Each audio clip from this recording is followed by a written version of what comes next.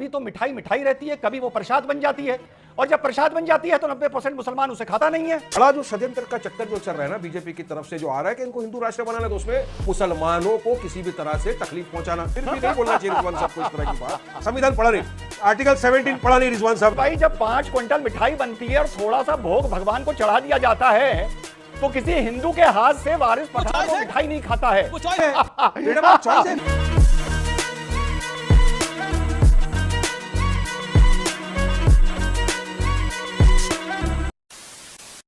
नमस्कार दोस्तों, डिबेट्स होगी एक और मजेदार वीडियो में आप सभी का स्वागत है। दोस्तों आज की डिबेट वीडियो होने वाली है डॉक्टर रिजवान अहमद और वारिस पठान के बीच में। दोस्तों यूपी के मुजफ्फरनगर में कांवड़ यात्रा के चलते सभी रेस्टोरेंट और खाने पीने की दुकानों को आदेश दिया गया है कि वो अपने मालिक का उस पर नाम जरूर लिखें। अब इसी को लेकर चल रही डिबेट में वारिस पठान इसका विरोध कर रहा था, जिसके बाद रिजवान अहमद ने वारिस पठान के धागे खोल के रख दिए। दोस्तों वीडियो बहुत मजेदार होने वाली है, आपसे अनुरोध है अंत तक जरूर देखना। अगर आप चैनल पर पहली बार आए हैं या चैनल को अभी तक सब्सक्राइब नहीं किया है तो चैनल को सब्सक्राइब किए बिना बिल्कुल मत जाना। चलिए दोस्तों मेन डिबेट स्टार्ट करते हैं। एक वीडियो है सर, देख लेना सर, अब तक पहुंचेगा तो मालूम नहीं, देख लेना सर।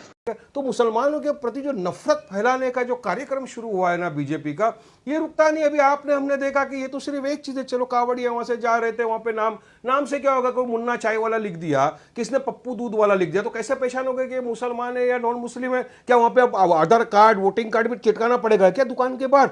ये बिल्कुल मुसलमानों का आर्थिक बहिष्कार करने वाली बात है। तो हिटलर चाहिए, हिटलर फ्रीडम ऑफ चॉइस है, जिसको वहां पे खाना है खाए, नहीं खाना नहीं खाना, मगर इस तरह से आप धर्म के नाम पे विभाजन करने की कोशिश करो। खासतौर से मुसलमानों के व्यवसाय के खिलाफ आप लग गए। और कावड़ खाली क्या मुजफ्फरनगर में लिखा, दूसरी जगह पे भी तो आ रहे, मगर वहां स्पेसिफिकली क्यों करना, और इसी साल क्यों करना है? 10 साल से तो आपकी सरकार सत्ता में थी। देखिए अभी हमारे भाई ने कहा कि धर्म के नाम पर विभाजन हो रहा है। धर्म के नाम पर विभाजन तो उस क्लासरूम में भी हो गया था जहां पर कहा था कि हमारी लड़की तो हिजाबी में अंदर आएगी, हिजाब के बिना क्लासरूम में घुसेगी नहीं।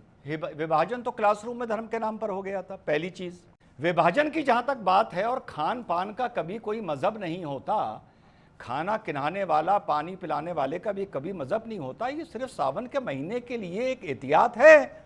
और अगर खाने का कोई मजहब नहीं होता तो कभी तो मिठाई मिठाई रहती है, कभी वो प्रसाद बन जाती है, और जब प्रसाद बन जाती है तो 90% मुसलमान उसे खाता नहीं है। क्या बात है सर, क्या बात है सर, कि यार ये तो शिर्क है, ये तो गुनाह है। तो भैया मिठाई को मिठाई रहने दो, प्रसाद भी अगर मिठाई के रूप में मिल रहा है तो मिठाई समझ के खा लो, क्यों नहीं खाते हो? तो वहां पर तुम्हें जो प्रसाद और मिठाई का फर्क नजर आता है, तो धर्म के नाम पर सेक्युलरिज्म खतरे में नहीं आता। नंबर 3 बात, अगर धर्म के नाम पर खाना पाने में विभाजन नहीं करना है तो ये हलाल सर्टिफिकेट क्या चीज लेके आए हो भाई? ये हलाल सर्टिफिकेट, हलाल ऑर्गेनाइजेशन वो सर्टिफिकेट दे रही हैं। अब जो भी आदमी हलाल सर्टिफिकेट का सामान नहीं बेच रहा है, मुसलमान उससे बेचारा नहीं खरीदेगा, तो उसके नौकर कहां जाएंगे, उसका सेल्समैन कहां जाएगा, उसकी दुकान कैसे चलेगी अगर वो मुस्लिम बहुल इलाके में है? चलो मीट में तो समझ में आ गया हलाल, लेकिन साहब हलाल लिपस्टिक, हलाल डबल रोटी, हलाल मिठाई, हलाल ब्रेड, हलाल मेकअप का सामान, हलाल चाय क्यों लेके आए भैया? हलाल चाय क्या चीज होती है ये बताओ। तो ये आप इसलिए लेके आए ताकि मुसलमान को ये पता चले कि ये जो चीज बनी है, ये चाय जब बनाई गई है तो इसमें कलमा पड़ा गया है, इस मारे इसको हलाल बोला गया है। अच्छा संविधान में तो ये है ना कि फ्रीडम ऑफ चॉइस, मेरा चॉइस है, मुझे कहाँ खाना मुझे नहीं खाना। अब इतने सारे नॉन मुस्लिम लोग हाईएस्ट एक्सपोर्टर है मीट के, आपको पता है नहीं अमीश भाई? हाईएस्ट एक्सपोर्ट जो मीट का करता है वो नॉन मुस्लिम है भारत देश का, मगर फिर भी गोवा के अंदर तो गाय इज यम्मी और यूपी के अंदर गाय इज मम्मी। मगर ये एक बड़ा जो षड्यंत्र का चक्कर जो चल रहा है ना बीजेपी की तरफ से जो आ रहा है कि इनको हिंदू राष्ट्र बनाना, तो उसमें मुसलमानों को किसी भी तरह से तकलीफ पहुंचाना, मुसलमानों को व्यवसाय के अंदर तकलीफ पहुंचाना। जहां मैटर ऑफ चॉइस है, कावड़िए के पास मैटर ऑफ चॉइस है कि वो दुकान हिंदू की है, ये दुकान मुसलमान की है, वो जा चाहे जाए। और अभी अगर वारिस भाई ने केएफसी का नाम लिया तो वारिस भाई ये आप ही लोग हो जो केएफसी को मजहब के साथ जोड़ के कहते हो केएफसी का बॉयकॉट करो।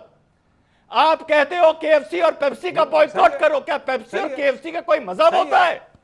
क्यों कहते हो, क्यों कहते हो बताओ? सुनिए, आप नहीं समझ सके इत्मीनान उस रूट पे रिजवान साहब उस रूट के ऊपर अरे काहे नहीं समझ सकेंगे? मेरी बात का जवाब ही नहीं है तुम्हारे पास। उनके लिए क्यों नहीं? क्या वहां पे काम नहीं करता, जॉब नहीं करता है कोई आदमी? उसका भी जॉब नहीं, वहां कुछ नहीं। पेप्सी का मजहब हो गया, पता है कि मुसलमान पेप्सी का मजहब हो गया, रेस्टोरेंट है वही, केएफसी के मुर्गे का मजहब हो गया। वाह वाह वाह, क्या बात है, क्या बात है। संविधान मेरे पास यही है, इसमें कौन सा आर्टिकल बताता है कि अगर वारिस पठान को कोई रेस्टोरेंट खोलना है तो उसका नाम ये रखना पड़ेगा मुसलमान? कौन सा आर्टिकल बताता है कि अगर वारिस पठान को रेस्टोरेंट खोलना है तो मैं सेंट रेगिस, सेंट जॉन्स कोई भी नाम से खोल सकता हूं? आपको वहां खाना है खाइए, नहीं खाना है नहीं खाइए, आपका फ्रीडम ऑफ चॉइस है। अगर मुझे लगता है कि रेस्टोरेंट के अंदर दारू मिल रहा है, बियर मिल रहा है, मैं नहीं जाऊंगा वहां, मेरी मर्जी, तो क्या मैं बोलूंगा नहीं ये मुसलमानों की बस्ती में क्यों डाला, हटाओ इसको? अरे इसीलिए तो संविधान के आप लोग जो धज्जियां उड़ा रहे हो ना, हमारी लड़ाई उससे, ये संविधान का विरुद्ध है, ये आर्टिकल 17 का विरुद्ध है, मगर सोची समझी साजिश है ये कि इनको बनाना हिंदू राष्ट्र। अभी इन्होंने फिर बोला कि आर्टिकल 19 में ये कहां ऐसी चीज लिखी है। मेरे भाई ने जल्दीबाजी में पूरा आर्टिकल 19 नहीं पढ़ा होगा। आर्टिकल 19/6 खोल लो वारिस भाई, article 19/6। The state government can exercise any reasonable restriction, ये उसमें साफ लिखा है आर्टिकल 19 में। तो पहली चीज के स्टेट गवर्नमेंट को कोई मौखिक रूल या लॉ बनाने का आर्टिकल 19 के अंदर अधिकार। आर्टिकल 17 थोड़ा पढ़ लो मेरे अरे भाई। सुन लो आर्टिकल 17 सुन लो बेटा, सुन लो बच्चे, सुन लो। समझ गया मैं। Abolition of untouchability। अच्छा Abolition of ठीक है। untouchability है। एक सुन लो। रिजवान अहमद, एक सेकंड, हाँ, एक मिनट एक मिनट ना, बौखलाओ ना। 20 सेकंड दूसरी रिजवान आपके चीज, पास है, and then whereas I will give you a chance to respond. हाँ, दूसरी चीज, अभी साहब नेशनल टीवी पर बैठ के साहब बोल रहे हैं कि ये कहां लिखा है कि मुझे अपनी दुकान का ये नाम रखना पड़ेगा। भाई ये तो ऑर्डर कह ही नहीं रहा है। ऑर्डर कह रहा है आप नाम रखो जय मां वैष्णो ढाबा, पर नीचे लिख दो प्रोपराइटर सैयद रिजवान अहमद, बात खत्म हो गई।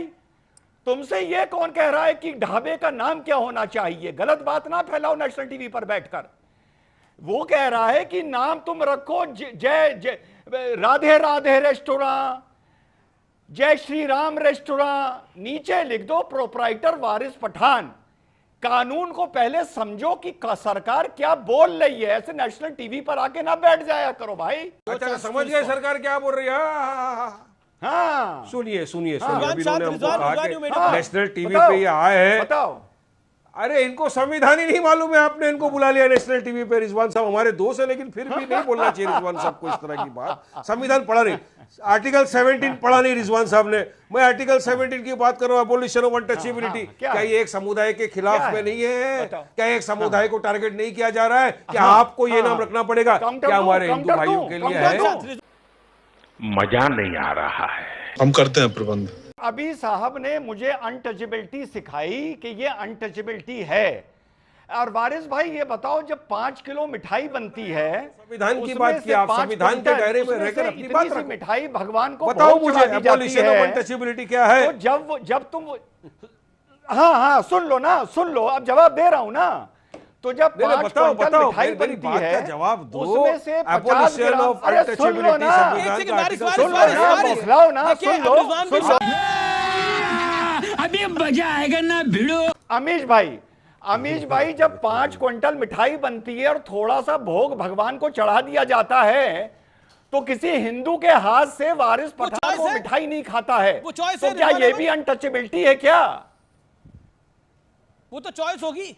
तो ये क्या ये भी अनटचेबिलिटी है जो हिंदू के हाथ से चॉइस प्रसाद है, नहीं ये खाते पढ़ते हो? नहीं है संविधान यार, प्रॉब्लम ये इनको।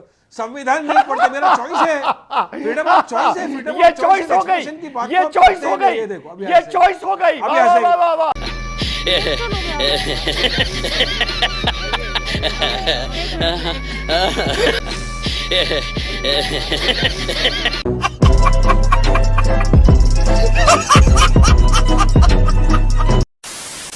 तो दोस्तों, अगर आपने वीडियो अंत तक देखी है तो उम्मीद है आपको वीडियो पसंद आई होगी। वीडियो के बारे में आपकी क्या राय है कमेंट्स करके ज़रूर बताएं। वीडियो को अंत तक देखने के लिए आप सभी का बहुत बहुत धन्यवाद। मिलते हैं बहुत जल्द अगली वीडियो में, तब तक के लिए जय हिंद, वंदे मातरम।